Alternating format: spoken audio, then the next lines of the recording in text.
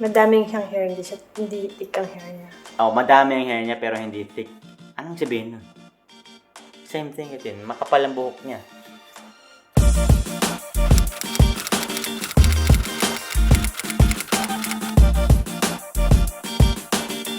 Anyway, anong gusto mong gawin natin ngayon, ha?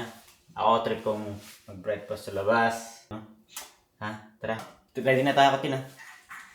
Okay, now we're on. Ready na tayong lumabas. Handa na. Okay, dala na natin mga pagkain ni baby. We got 3 feeds here.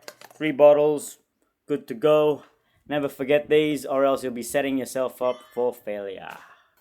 Ganun talaga pag may baby. Medyo gumagaling na kami. We're getting better at this. Yeah, let's go. Ito na yung coffee ko.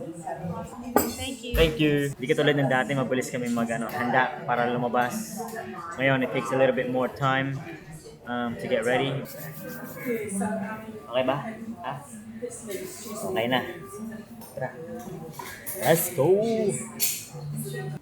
Diyan kami kumain ngayon. The Boat Shed Restaurant. So, if ever nang dito kayo sa may Perth, try nyo. Try nyo yan. Okay naman, no? Tara, gala tayo. Tara, si baby galang. Wala pang tulog si baby, oh. Ito ang reveal shot namin. Location. Dito kami ngayon sa may South Perth. Sobrang ganda. So, tirik na tirik yung araw. So good. Tara! Sailing. Something like that. Para sailing. Ayan. Buong river na yan. Nilibot namin yan. Nilibot namin lahat yan. Diba? Sa susunod malilibot din yan ni Mariana.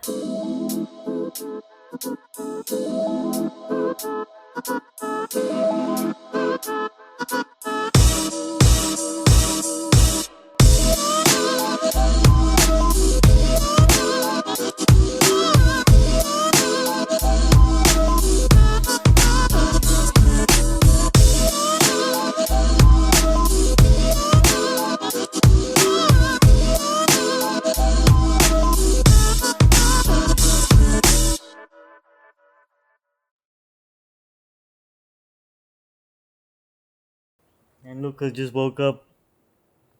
You have a good sleep? Okay bang gala kanina? Ayos lang ba? Huh? Since the last time nag-post ako ng vlog, it was like, I don't know, 2000 and napakatagal na. Meron na akong, boom! Pamilya! Meron na akong baby! Ha? Chillin lang siya dun.